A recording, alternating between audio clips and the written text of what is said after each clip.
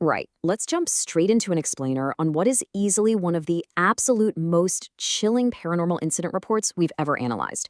We are tracking the final fateful broadcast of a very famous skeptic. Now, this isn't just your standard bump of the night ghost story. Oh no. It is a meticulously documented timeline of a live stream that literally shattered the boundary between the living and the dead. We're going to dig into the digital footprints, the physical evidence left behind, and the horrifying realization that was caught entirely on camera. Honestly, if you think you know how ghost hunting works, you are in for a profound shock with this one. And so, what happens when a ghost hunter goes searching for spirits without realizing he's already dead? I mean, this right here is the core paradox of our story today, and it sets the stage for a timeline that completely bends reality.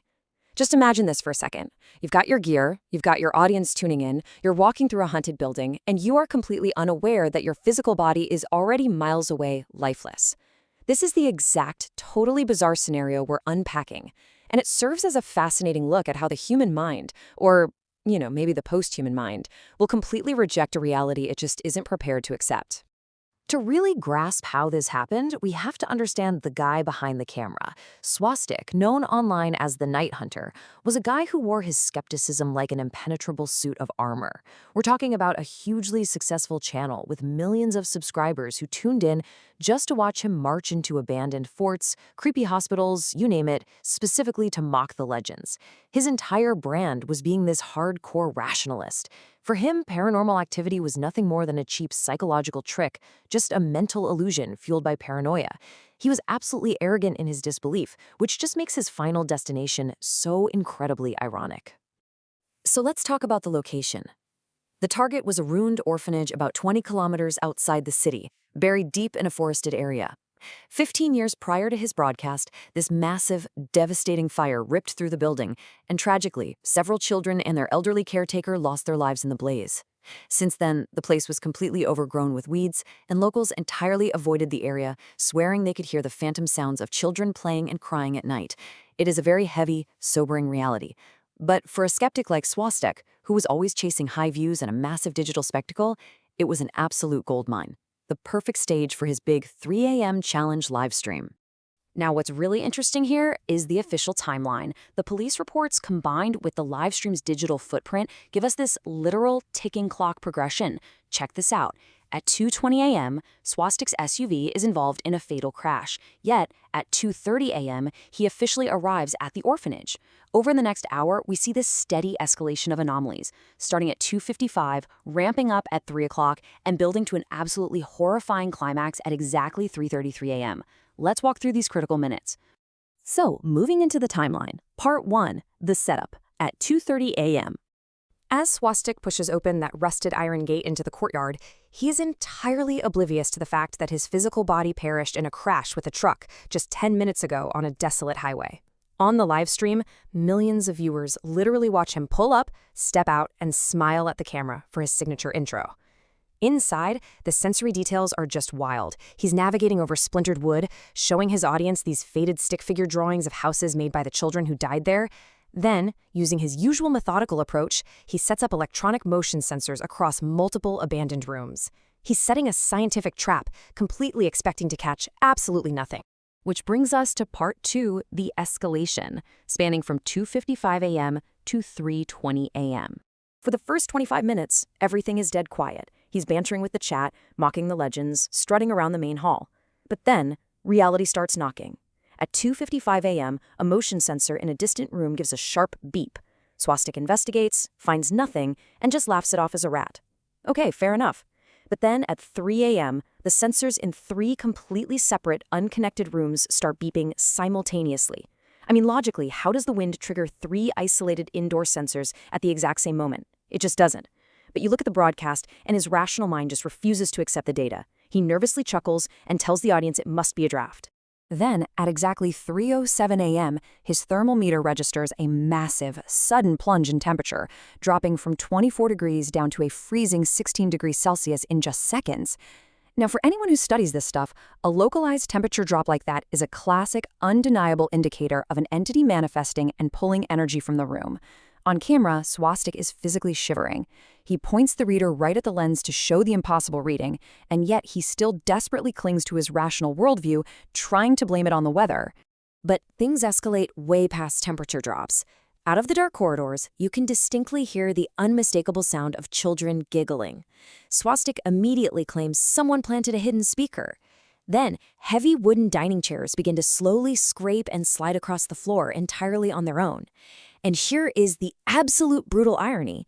The live chat actually turns on him. They start accusing him of faking the activity for views, using invisible strings. Swastik gets super frantic and defensive, insisting he's there to debunk hoaxes, not make them. He is so focused on fighting with his chat that he remains completely oblivious to the spiritual danger surrounding him. And that leads us to part 3, the deadly twist at 3:33 a.m. So, 3:33 a.m., widely regarded in paranormal circles as the devil's hour, right? The absolute peak time for spiritual activity. Up until this second, Swastik was somehow holding it together, but suddenly the camera feed starts glitching out with static lines. Swastik looks at his digital monitor and all the color just drains from his face, because clearly visible on the screen, standing directly over his shoulder, is an old woman. She's wearing a white sari, her face is heavily scarred by burns, and her eyes are entirely white, no pupils. But the terrifying kicker here is that when Swastik physically turns around to look behind him, there is nothing there. The entity is only visible through the lens. Well, the live chat absolutely erupts into pure panic. Thousands of people are simultaneously screaming things like, "Bro, run, she is behind you." The audience transitions instantly from skeptical haters calling it a prank to terrified witnesses of a very real haunting. It's such a brilliant, terrifying modern dynamic. You have a man being warned by thousands of digital voices about a predator standing literally right next to him, a predator he cannot see with his own 2 eyes in the physical space. And while the chat is just screaming at him to run, this one single comment pins itself to the top of the feed. The username, Swastik Official, his own verified account. The message just reads, "Swastik is already dead." Now, he immediately thinks he's been hacked. He pulls out his smartphone to check his security settings. But his phone buzzes with a direct notification, again from his own device. It says, "You are not hacked. You are really dead."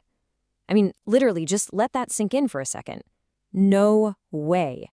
This is the exact moment his massive wall of denial finally shatters. Prompted by that impossible notification, he slowly looks down at his boots, and for the very first time all night, he realizes he isn't standing on the splintered wood. His feet are hovering inches above it. He slowly raises his hands up to his face, and right there on the live stream, millions watch as his solid flesh begins to fade and become completely transparent. The great skeptic, the famous night hunter, realizes he is the very thing he spent his entire life trying to disprove.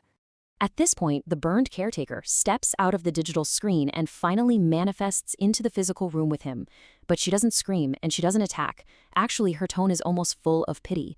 She says, "Son, do you understand now? Your death happened on that road. Your mind pulled you here." She reveals the whole mechanics of what's happening. At the moment of his violent car crash at 2:20 a.m., Swastik was so obsessively fixated on reaching that orphanage to prove his point that his soul literally bypassed the realization of death entirely. His sheer arrogance dragged his wandering spirit straight to the broadcast. As this massive truth sinks in, the dark corners of the hall start to writhe. These dark, deformed, blackened shadows start creeping toward him. The caretaker explains that these shadows are actually the manifestations of his own deeply repressed fears and arrogant thoughts, and they're threatening to trap him in that room forever. But then, in this incredibly surprising act of mercy, the ghostly old woman reaches out and grabs his hand to save him. The camera clatters to the floorboards, viewers watch as the dark shadows retreat, Swastik's face shifts from pure terror to a look of profound peace, and his spirit finally dissolves right into the air. Which brings us to the final piece of the puzzle, part 4, the final discovery, the morning after. See, the live stream eventually cut to black, leaving millions of people stunned and debating if they had just watched the greatest piece of internet performance art ever. But the physical evidence found the next morning defies all logic. Police responded to the empty orphanage at first light and found zero sign of Swastik, except for his camera, lying right on the floor where it fell, still recording until the battery died. Simultaneously, Highway Patrol confirmed the discovery of his mangled SUV 20 kilometers away. The coroner's report was definitive: instant death at 2:20 a.m. And if that's not enough, when analysts reviewed the final corrupted video file from the memory card, they found a single split-second frame right before it cuts to black. A crystal-clear shot of the burned caretaker staring directly into the lens. So, this case completely challenges our fundamental understanding of consciousness, technology, and what truly happens when a stubborn mind refuses to let go. But I'm going to leave you with this provocative thought to ponder tonight. If official records prove Swastik died instantly in a car crash at 2:20 a.m., whose hands carried that camera into the orphanage? And who were millions of viewers really watching until 3:33 a.m.? Thanks for joining us for this explainer, and until next time, keep questioning everything.